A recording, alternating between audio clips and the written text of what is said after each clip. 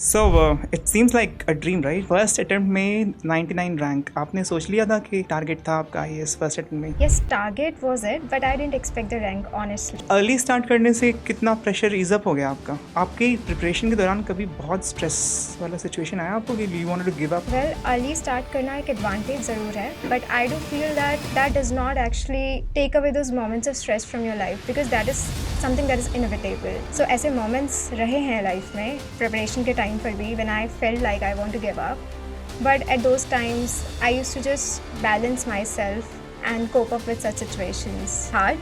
So ये had that clarity थी आपको कि acceptance. एग्जाम डिफिकल्ट है, you knew it, Yeah, because फिर भी आपने डिसाइड किया? yes. तो मुझे दो बातें समझ में आई आपके जवाब से। एक तो आपको पढ़ाई में रुचि थी और पढ़ने की आदत थी, और दूसरा ये आपका कन्विक्शन था Yes. कि आपने ये एग्ज़ाम को प्रिपेयर करना है, Yes. और वो कन्विक्शन ही आपको डिसिप्लिन लेके आया आपके 3 साल की प्रिपरेशन में, कॉलेज के दौरान ही। क्योंकि एग्ज़ाम केवल एक दिन का नहीं होता, it taste your personality from the very beginning. तो जिस इंसान में पढ़ने की आदत है ना, उसे फॉर श्योर एक एडवांटेज होगा क्योंकि उसे डिसिप्लिन फोर्स नहीं करना पड़ेगा। एग्ज़ाम का 3 फेजेज़ है, तो प्रीलिम्स के फेज़ में पढ़ना तो एक चीज़ है, पढ़ने में रुचि होनी चाहिए, आपने ज़्यादा पढ़ लिया, एनसीईआरटी और बेसिक किताब पढ़ लिया। उसके बाद पढ़ाई से और एग्ज़ाम में परफॉर्मेंस के बीच का जो ब्रिज है, उसमें कौन सी चीज़ें हैं जो बुक पढ़ने के बाद करना पड़ेगा? हाँ, तो मुझे लगता है कि जब आप ऐसे अब आपने बेसिक चीज़ें पढ़ ली हैं, थोड़ा बहुत अपने आप को उस चीज़ से फेमिलियर कर लिया है, उसके बाद आपको ना टेस्ट करना जल्दी शुरू कर देना चाहिए, like test yourself early. Very nice. अपनी बात बहुत अच्छी बोली कि कई बार हमें परफॉर्मेंस का पता ही नहीं चलता है और हम पढ़ते चले जाते हैं, और लग रहा है कि मेहनत तो कर ही रहे हैं एंड वी आर होपिंग कि रिजल्ट आ जाएगा, बट रिजल्ट डज नॉट कम। आप हर बार सोचोगे कि ये चीज़ पूरी कर लेंगे तब टेस्ट देंगे, वो पूरा कभी भी नहीं होगा because syllabus is so vast. आप एक टॉपिक पे वापस सोचोगे ये और कर लेते हैं, तो वो दिन ही कभी नहीं आएगा जब आप टेस्ट दोगे। और did you have the sense of completion कि आपने सब कर लिया, या इंसान को सेंस ऑफ इनकम्प्लीशन के साथ ही जाना होता है एग्जाम हॉल में?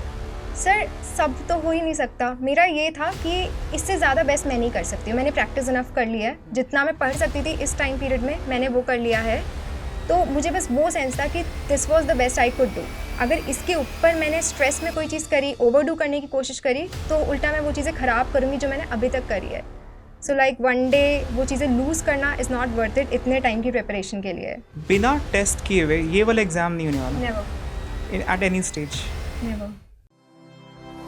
स्टडी IQ IAS, आपका सिलेक्शन हमारा mission. Hello everyone, welcome to Study IQ, myself Faizan Khan, and today we have a very special guest. First attempt and AIR 99. Welcome Divyanshi. Thank you, sir. Thank you for having me here. So it seems like a dream, right? First attempt में 99 rank, आपने सोच लिया था कि target था आपका IAS first attempt में? Yes, target was it, but I didn't expect the rank, honestly. So now that you have got it, how does it feel? Unable to process. Yeah, Almost okay, nice. unbelievable. Very nice. So how long it has taken you in this preparation?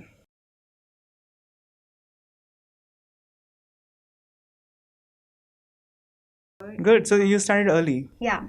first year of college. Yes. Nice. Yes. Then And then like going with foundation books since the second year of college, started from तो there. Early start करने से कितना pressure ease up हो गया आपका? आपकी preparation के दौरान कभी बहुत स्ट्रेस वाला सिचुएशन आया आपको कि you wanted to give up, कि अर्ली स्टार्ट करना was an advantage and you never face that stress? Well, early start करना एक advantage ज़रूर है, but I do feel that does not actually take away those moments of stress from your life because that is something that is inevitable. So ऐसे moments रहे हैं life में preparation के time पर भी when I felt like I want to give up, but at those times I used to just balance myself and cope up with such situations. First year में बहुत सारे बच्चे प्रिपेयर करते हैं, पर मैंने देखा है कि वो सिंसियरिटी नहीं आ पाती है, और कई लेवल पे they can not give time as well. College के एग्ज़ाम, कॉलेज के classes, curriculum, so starting early is a good thing, but आप सिंसियर कैसे रहते हैं फर्स्ट ईयर में जब एग्ज़ाम 4 साल दूर है आपसे? Yes. How do maintain that discipline? And I suppose कि you did maintain that discipline. Yeah, mostly I did. So the thing is, yeah, because a lot of people when they start early, I would say they just get lost in the journey and then they forget for what thing they are preparing for.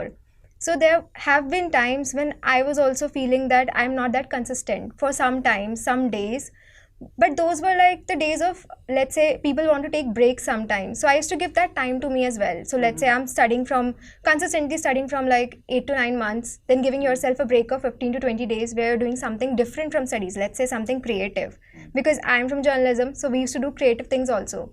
So I would say a balance had kept me on the track, because discipline is something that cannot be forced, it comes within you. So you should know that at what time what you need. So that's a very unique or personalized thing that people should follow. And I also think that sincerity comes from the mindset that you have from the beginning. So a lot of times people just go for preparing without knowing the actual hardships of the exam.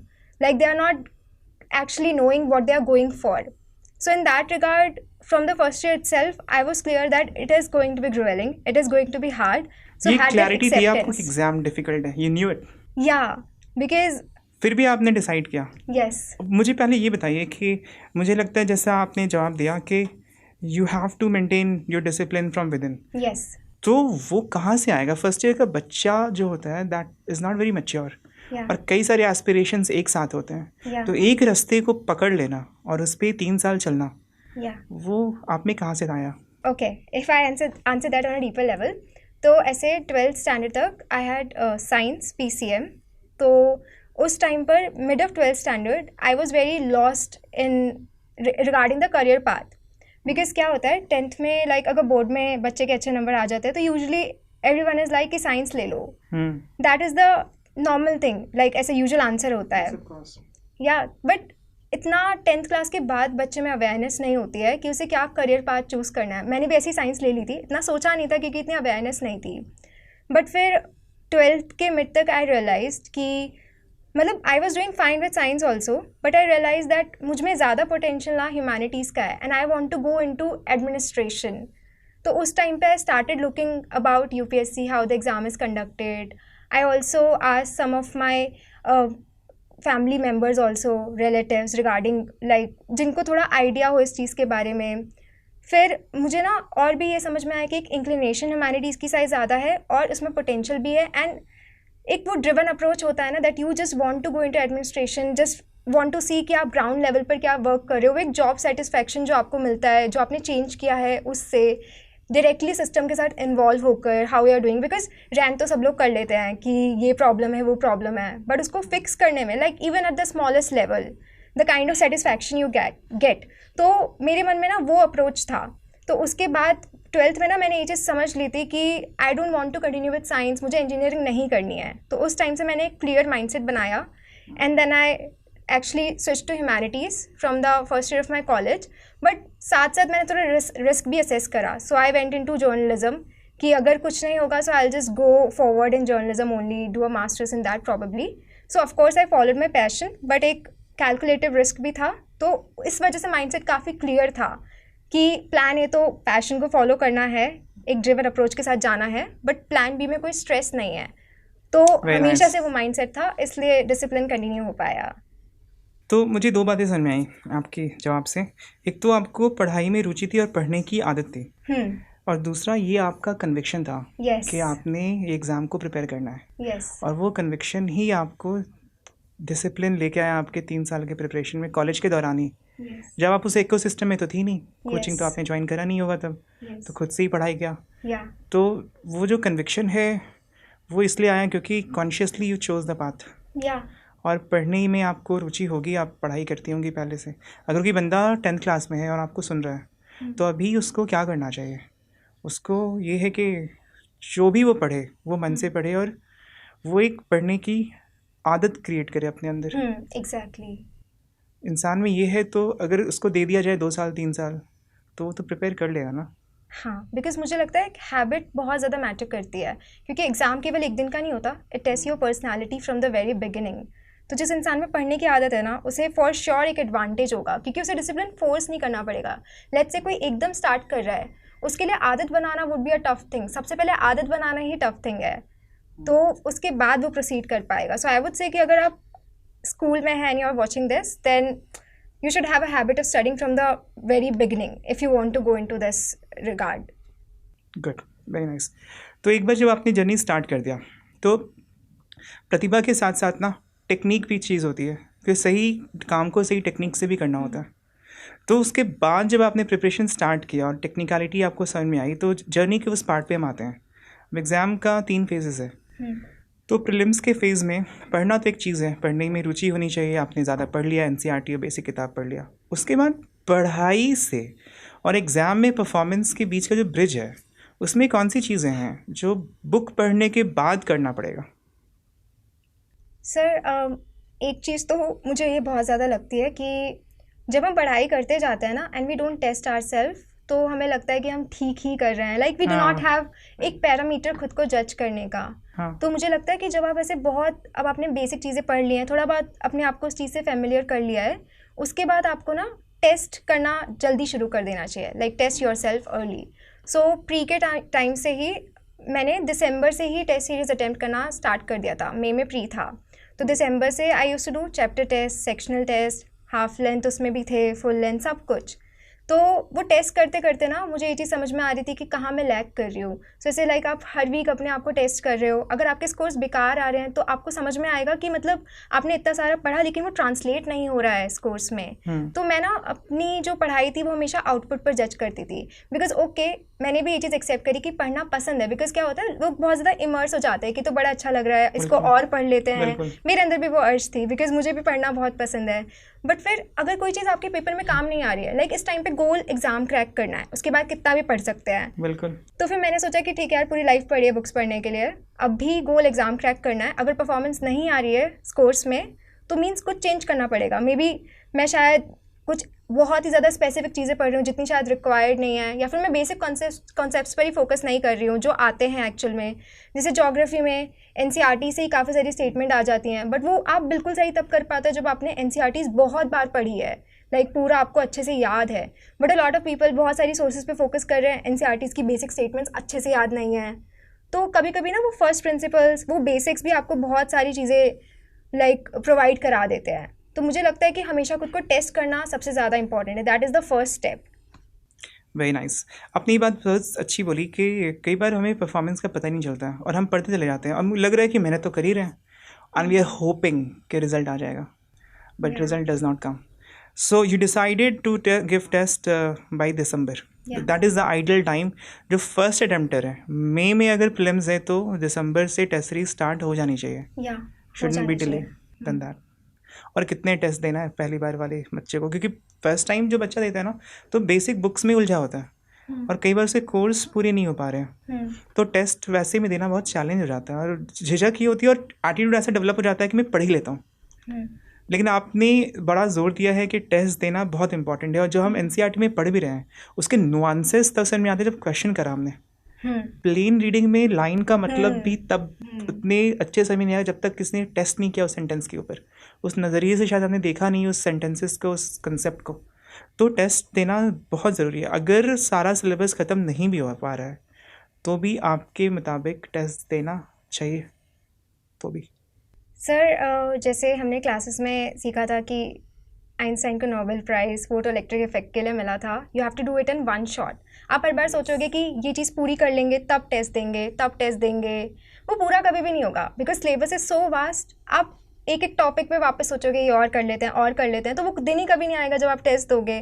तो मैंने ये चीज़ सोची कि I should go for it early, क्योंकि पूरा तो नहीं होने वाला है। तो एक बार देखते तो सही है कि अभी जितना आता है उससे कितना, मतलब जितना हमने पढ़ा है उससे हम कितना कर पा रहे हैं। अच्छी बात बोली आपने, you have to do it in one shot. जैसे वो फोटोन आके इलेक्ट्रॉन को एक शॉट में निकालता है, हाँ, तो you have to be on that threshold. Exactly, कि आप थोड़ा थोड़ा करके नहीं हो पाएगा, you have to be good in all the areas, तो वो करना ही पड़ेगा। And December is the month I think according to you after which the clock will start tickling कि लेट हो रहा है टेस्ट करने में। By December they should start. Good. And how many test?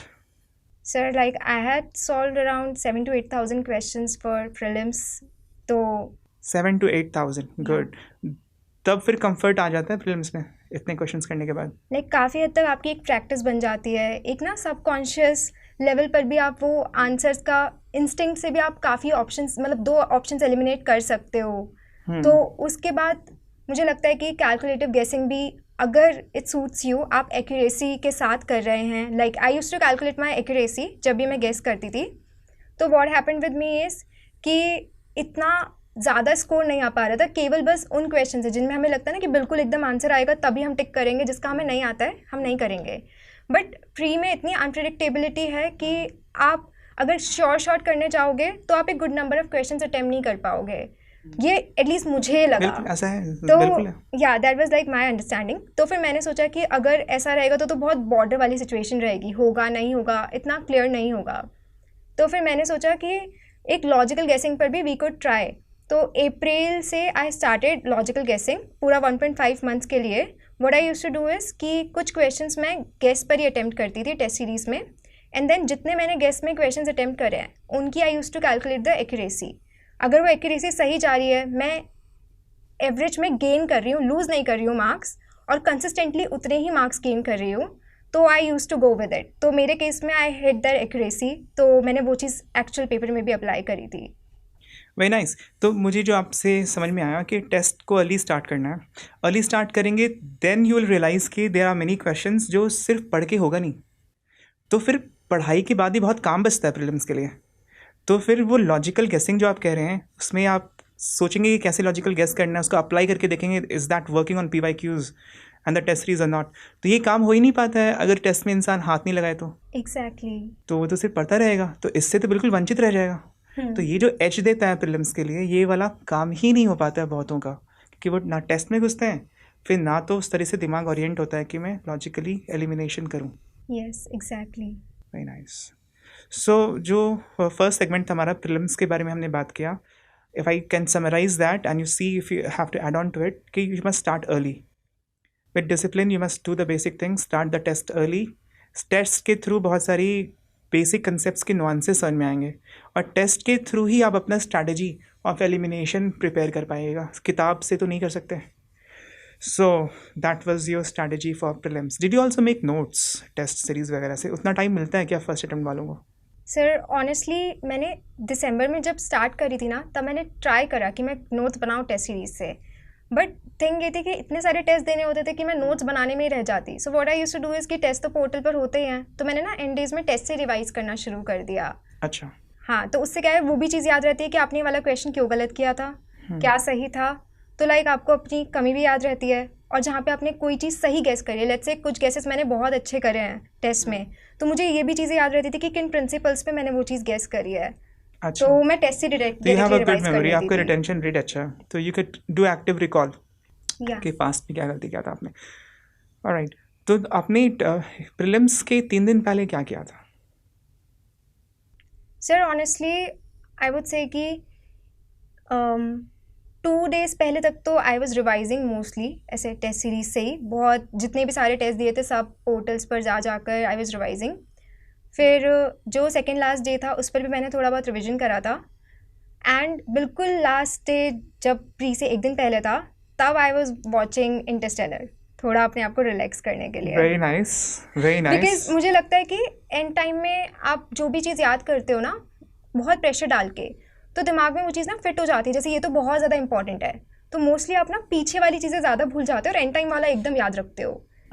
तो वो जो आपने प्रेशर में याद किया होता है, टेंशन में याद किया होता है, आपको पता भी नहीं वो कंटेंट कितना यूज़फुल है। अब आप वो याद करके वो चीज़ें रिस्क कर रहे हो जो आपने शायद पहले याद करी थी। Very nice, that's such a good thing. या तो मैं बिलीव करती हूँ कि 1 दिन पहले इंसान को बस दिमाग को बहुत रिलैक्स रखना चाहिए। और did you have the sense of completion कि आपने सब कर लिया, या इंसान को सेंस ऑफ इनकम्प्लीशन के साथ ही जाना होता है एग्जाम हॉल में? सर सब तो हो ही नहीं सकता। मेरा ये था कि इससे ज़्यादा बेस्ट मैं नहीं कर सकती हूँ, मैंने प्रैक्टिस इनफ कर ली है, जितना मैं पढ़ सकती थी इस टाइम पीरियड में मैंने वो कर लिया है।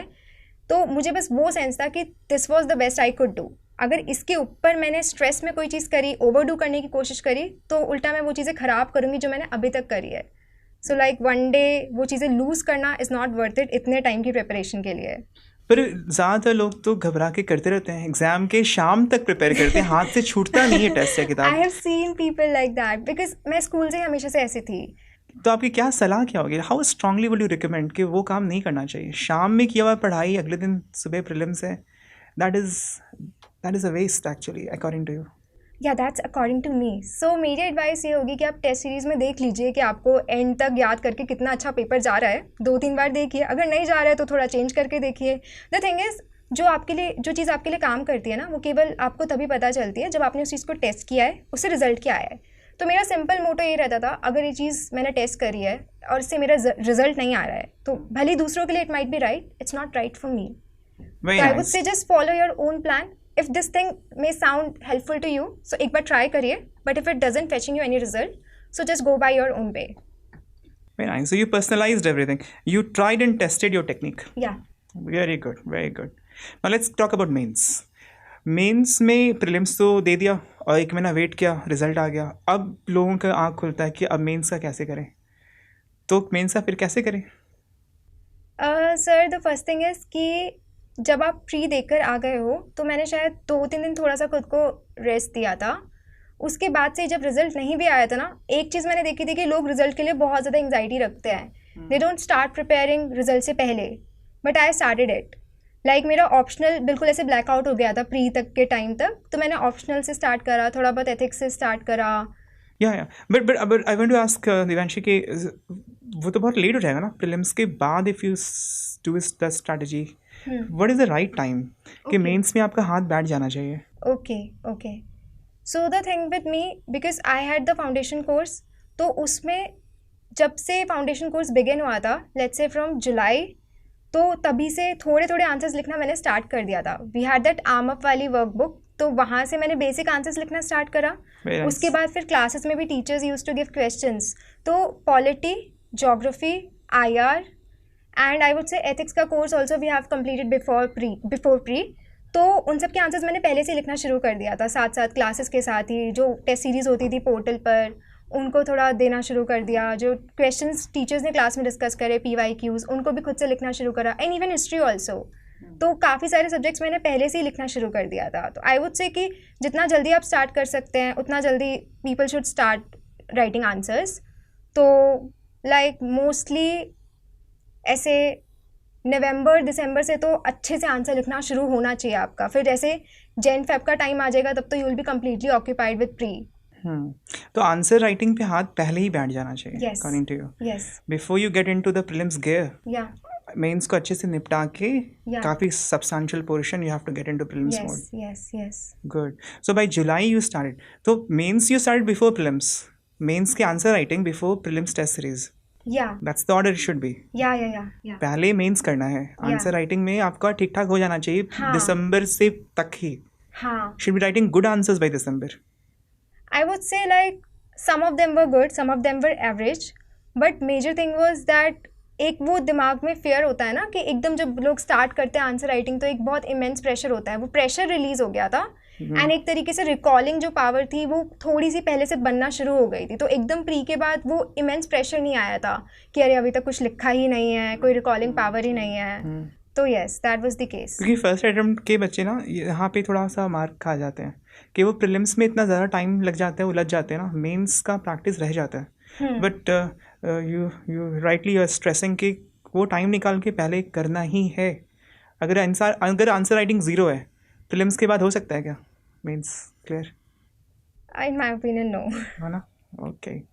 सो आंसर राइटिंग में भी कई बार पता नहीं लगता है कि हर लोगों का अलग अलग ओपिनियन होता है।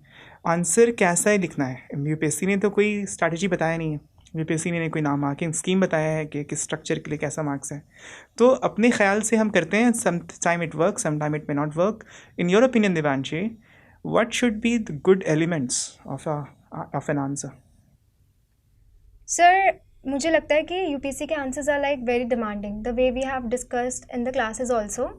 तो एक तो होता है कि क्वेश्चन ने कुछ चीज़ें आपसे पूछी हैं, लेट्स से क्वेश्चन ने आपसे केवल एक डायमेंशन पूछा है कि आप डिफ़ाइन करो और चैलेंजेस बता दो, तो वो तो एक बेयर मिनिमम वाली चीज़ हुई कि आपने आंसर में बस डिफ़ाइन करा और चैलेंजेस बता दिए। आई बिलीव कि वो चीज़ सब लोग कर रहे होंगे, बिकॉज एक पर्सपेक्टिव ये भी है कि प्री के बाद जब जिन्होंने प्री क्लियर कर लिया है, मोस्टली सब लोगों को वो कॉन्सेप्ट पता ही होंगे, तो आपके आंसर में उनसे डिफरेंट क्या हुआ। तो अब जब हमें डिफरेंस लाना है, तो we need to go beyond the ऐसे सुपरफिशियल जो आंसर में लिखने को बोला है, वो सुपरफिशियल डिमांड के beyond we need to go. तो जो डिमेंशंस उन्होंने पूछे हैं, उनके beyond we need to answer. Like केवल चैलेंजेस पूछे हैं, तो मे बी एक hub and spoke diagram initially बना दिया नीट को लेकर कि इस चीज़ की सिग्निफिकेंस क्या है, नीट क्या है, फिर आपने चैलेंजेस के साथ बिगिन करा, एंड देन जब आपने चैलेंजेस भी दे दिए, तो लेट्स से कोई ऑल्टरनेटिव प्रपोज कर दिया, थोड़ा सा और बियॉन्ड चले गए, किसी क्वेश्चन में कॉन्ट्रडिक्ट करने का एक मीनिंगफुल स्कोप है तो थोड़ा सा कॉन्ट्रडिक्ट भी करा, अपना ओपिनियन रखा, फिर एंड में जब कंक्लूड किया तो एक वे फॉरवर्ड, एक फ्यूचरिस्टिक पर्सपेक्टिव दिया। तो इस तरीके से आपका answer would be like very different from the bare minimum answer. Like I can give an example of ethics case studies here. Like जो एक वो यूजुअल प्रॉब्लम होती है कि स्कीम है लेट्स से कोई, और उसमें डॉक्यूमेंट क्लैरिटी नहीं है और आपने वेरीफाई कर लिया है कि एक्चुअल बेनिफिशियरी है ये इंसान ग्राउंड लेवल पर।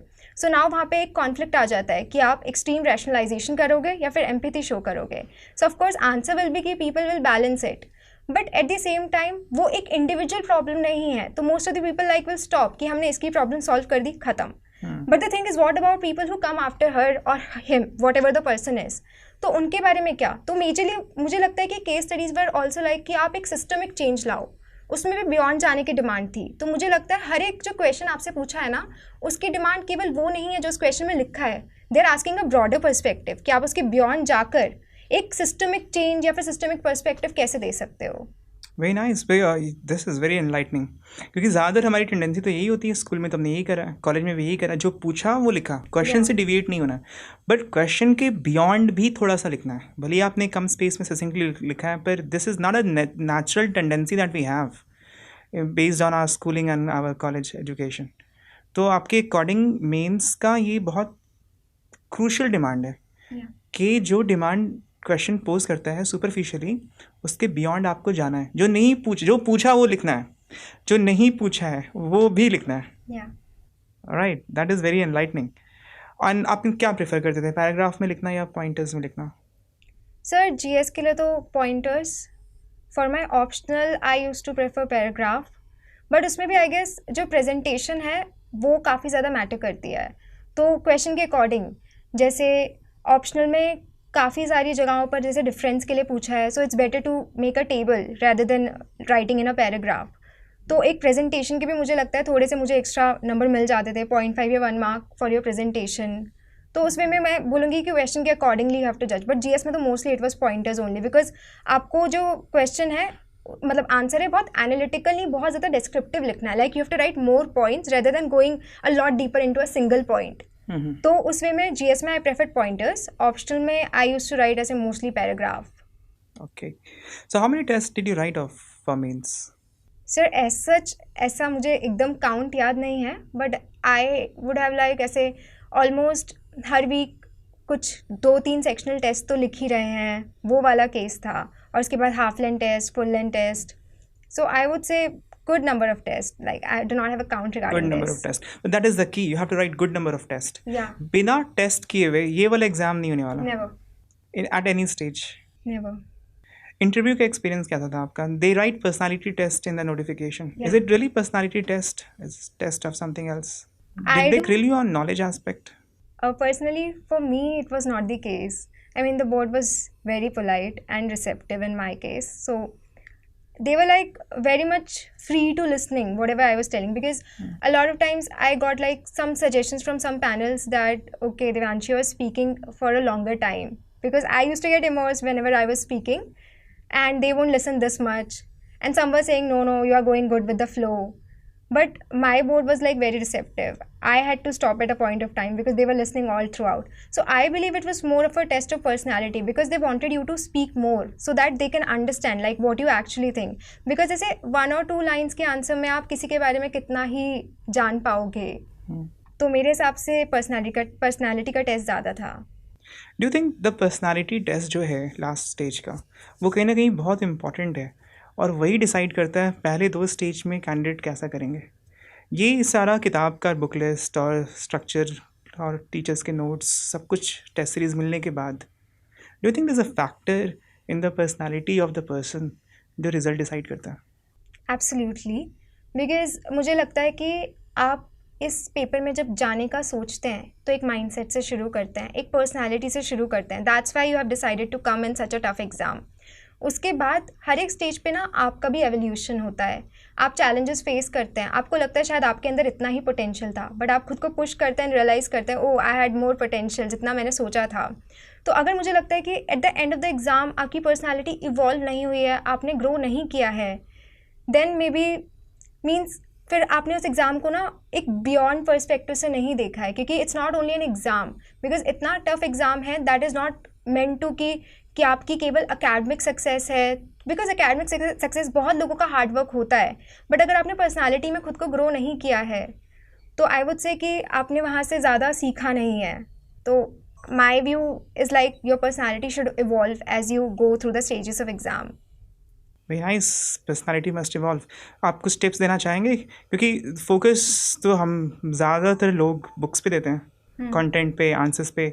इंसान को और किन चीज़ों पे ध्यान देना चाहिए पढ़ाई से हटके, ताकि जो प्रेशर है, डिसिप्लिन है, वो मेंटेन रहे और इंसान खुद भी इवॉल्व हो और एग्ज़ाम क्लियर करने के चांसेस भी बढ़े. अपने कैरेक्टर पे किस कदर हम ध्यान दे सकते हैं प्रिपरेशन के दौरान? मुझे लगता है प्रिपरेशन का जो टाइम है ना, वो आपको हमेशा ही प्रॉम्प्ट करेगा अपने कैरेक्टर को इवॉल्व करने के लिए, क्योंकि अगर आप इवॉल्व नहीं करोगे तो आप एग्ज़ाम में भी आगे नहीं बढ़ोगे. बिकॉज मेरे साथ ऐसा केस था. तो जब भी ऐसा रहता था कि बहुत स्ट्रेस का मोमेंट है एंड अब मुझे इवॉल्व करने की नीड है, तो मुझे लगता है पढ़ाई के बियॉन्ड अगर आपका कोई क्रिएटिव इंटरेस्ट है तो आपको वो परस्यू करना चाहिए. जैसे किसी स्ट्रेस के मोमेंट में आप सोचने का ट्राई करोगे, डिसीजंस लेने का ट्राई करोगे, तो emotions won't let you decide the right thing. So like personally मेरी हॉबी डांस करना था. सो आई यूज्ड टू डांस जब भी मेरे ऐसा स्ट्रेस हाई होता था, इमोशंस हाई होते थे. एंड देन डांस करने के बाद वो क्रिएटिव एक्सप्रेशन के बाद ना जो I would say negative energy थी स्ट्रेस वाली, वो रिलीज़ हो जाती थी. उसके बाद I used to get calm and then decide on things. तो मुझे लगता है कि ये जो क्रिएटिव एस्पेक्ट है ना, वो आपको पढ़ाई से दूर नहीं लेके जाता है. In fact it balances the academic side of yours. तो अब आप एक मॉडरेशन के साथ प्रिपरेशन में आगे बढ़ सकते हो. तो ऐसे काफ़ी लोगों की हॉबी होती है, लेट्स से ड्राइंग करना, art and craft, writing. So I would suggest कि वो क्रिएटिव साइड को हमेशा ऑन रखना चाहिए. जब भी आपका अकेडमिक ओवरलोड हो, सो क्रिएटिव साइड में थोड़ा सा रिलीफ मिल जाता है and then you get back to the academic side. So I was constant with my creative side always. कई बार हम टर्न ऑफ कर देते हैं उसको. या एग्जैक्टली. तो उस टाइम पे ना हमारी पर्सनालिटी भी टर्न ऑफ हो जाती है, स्टैगनेंट हो जाती है. An exam is for the people who are adaptive, who are evolving, who want to fight new challenges. So. Very nice. It's a pleasure talking to you, Devanshi. I would like to ask you one last thing in this section. कि ये exam आपको क्या लगता है, इसमें 6 attempt है general category के लिए, तो फर्स्ट अटैम्प्ट के बच्चे ही बैठेंगे, 6 अटैम्प्ट के बच्चे ही बैठेंगे और ज़्यादा अटैम्प्ट के भी बैठ सकते हैं. इज़ इट फेयर कि सारे अटैम्प्ट के बच्चे साथ बैठते हैं? फर्स्ट अटैम्प्ट वाला कैसे कम्पीट करेगा? What strategy, like because you have cleared in first attempt, what strategy a newcomer can have to compete with people already in the system, in this ecosystem? I guess हमने ethics में emotional intelligence में पढ़ा था कि सबसे पहली चीज़ होती है सेल्फ अवेयरनेस. तो आपको अपनी कैपेसिटी की अवेयरनेस होनी चाहिए. तो मेरे केस में मुझे ये चीज़ क्लियर थी कि जो लोग मेरे से ज़्यादा अटैम्प्ट्स दे चुके हैं, I can't compete with them with regard to the content. तो मेंस के टाइम पे मैंने जब देखा कि यार अगर मैं कंटेंट पढ़ने के लिए गई ना तो मैं पढ़ती ही रह जाऊंगी, फिर तो नहीं होगा. तो मैंने सोचा एक ट्रेड ऑफ करना पड़ेगा, कंटेंट में उनके साथ compete नहीं कर सकती. दूसरी चीज़ फिर मैंने सोची अगर कंटेंट में नहीं कर सकते तो किस चीज़ में कर सकते हैं. आई रियलाइज्ड कि काफ़ी मैंने कॉपीज़ देखी उन लोगों की जिन्होंने वही सेम टेस्ट दिए थे जो मैंने दिए थे सेंटर्स पर. तो मैंने ये चीज़ें नोटिस करी कि ऐसा कुछ कंटेंट है जो मुझे भी आता है और उन्हें भी आता है, बस उन्होंने वो चीज़ यूज़ करना बेटर सीखा है, मुझे वो कंटेंट यूज़ करना नहीं आता. तो मुझे लगता है it's better to use things more जो आपको आती हैं. ऑप्टिमाइज़ करो जो आपको ऑलरेडी आता है, rather than focusing on every new stuff, ये भी पढ़ लें वो भी पढ़ लें. तो मेरे केस में ये एक्सेप्ट करना कि आप कंटेंट में कम्पीट नहीं कर पाओगे. एंड दूसरी चीज़ उसके बाद अपनी एक स्ट्रेंथ फिगर आउट करना कि आप यूज़ कितना अच्छा कर पा रहे हो, तो वो चीज़ आपको बहुत ज़्यादा हेल्प करेगी. So you would compensate for maybe some lack of content with presentation? Yes. Good. So that's how. Okay, good.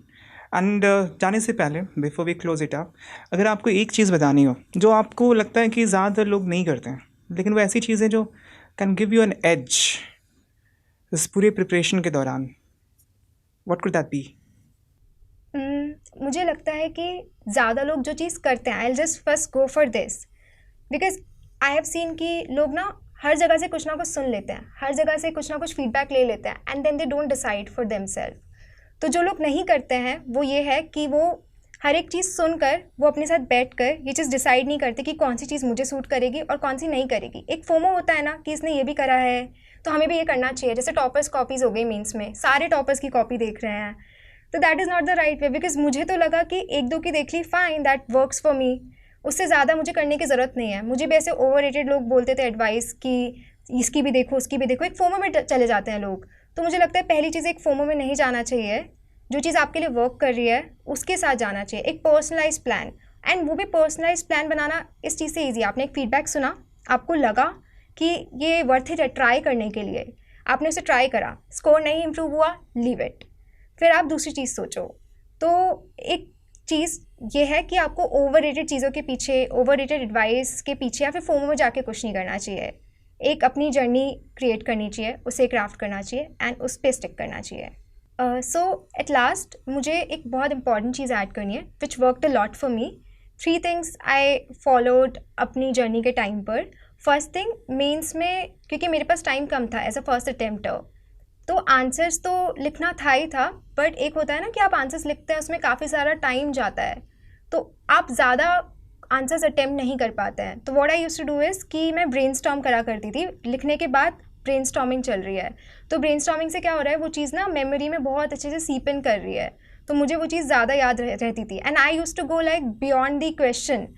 जब ब्रेनस्टॉर्म कर रही हूँ तो I used to be very creative, थोड़ा टाइम मैं उसको भी अलॉट करती थी कि लेट्स से ये क्वेश्चन है, इसमें मैं और कितने पॉइंट्स लिख सकती हूँ। अगर 10 मार्कर में मैं ब्रेनस्टॉर्म में ऐसे और टाइम लगाकर 10 पॉइंट्स लिख रही हूँ, तो आपको इतनी प्रैक्टिस हो जाएगी कि एग्जाम में आपको 5-6 तो याद आ ही जाएंगे, वो इतना अच्छा मेमोरी में सीप इन करेगा। सेकेंड थिंग इज़ कि जो प्रिपरेशन के टाइम पे आपने बोला था कि जो भी चीज़ आप पढ़ते हो उसके रैंडमली कीवर्ड्स लिखना स्टार्ट करो, so that thing also help me, because वो मैं ऐसे दिसंबर से, बिकॉज हमारी क्लासेस तब से शुरू हुई थी, तो आई was doing it since December only. जैसे आपने कोई भी एक टॉपिक पढ़ा सिलेबस का, उसके बाद जो भी आपके दिमाग में आ रहा है उससे रिलेटेड वो लिखना स्टार्ट कर दिया, उससे क्या है एक सबकॉन्शियस दिमाग में भी ना वो चीज़ें फीड होती जाएंगी। And lastly one more thing regarding the notes, so I started mains में 1 पेज नोट्स से, फिर उससे मुझे रियलाइज़ हुआ कि जो मेरा स्कोर है वो एक लेवल तक ही ऑप्टिमाइज़ हो रहा है। जब वहाँ से बात नहीं बनी तो मैंने सोचा इससे आगे ले जाना है तो क्या करना पड़ेगा, तो मैंने नोट्स क्वेश्चन आंसर फॉर्मेट में बनाना स्टार्ट करा, क्योंकि अब आपको लिखना क्वेश्चन आंसर उसमें ही है तो आपको ज़्यादा अच्छे से याद रहेगा। एंड द लास्ट थिंग, बिल्कुल जो लास्ट वाले नोट्स थे, तो मैं क्या करती थी, जो भी टेस्ट सीरीज़ मैंने अटैम्प्ट कर ली ऑलरेडी, मैं उसका एक सेकेंड प्रिंट आउट लेती थी एंड उसी में नोट्स बनाती थी क्वेश्चन का आंसर लिख कर, एंड उसमें मैं बहुत ऐड ऑन भी करती थी। जैसे मैंने लेट्स से टेस्ट सीरीज़ में आंसर में बस इतना ही लिखा है, तो मैं अपने आंसर देखकर सोचती थी अगर मैं इसे जज कर रही होती, चेक कर रही होती, तो मैं और क्या सजेशन देती खुद को कि इसमें और क्या ऐड कर सकते हैं, क्या एक और पॉइंट हो सकता है। तो वो वाले नोट्स मेरे एंड नोट्स थे, उन्हीं से मैंने एंड में रिवाइज़ करा और उन्होंने मुझे बहुत ज़्यादा हेल्प करा, क्योंकि जो दिमाग है ना वो बहुत हैबिचुअल हो गया ऐसे क्वेश्चन आंसर फॉर्मेट में, तो रिकॉल मेमोरी जो है उसकी पावर बहुत बढ़ गई। Devanshi, all these 3 are very unique points because I think people listening to you will benefit a lot because ऐसा बहुत कम लोग मेरी knowledge में जो ऐसा करते हैं. And thank you so much for sharing your strategy, and the future aspirants will benefit a lot from this. Thank you so much for being on the podcast, and I wish all the success when you are in the service. Thanks a lot for coming. Thank you so much, sir. Thank you. It was a pleasure being here with you. Thank you. Study IQ IAS, आपका selection हमारा mission.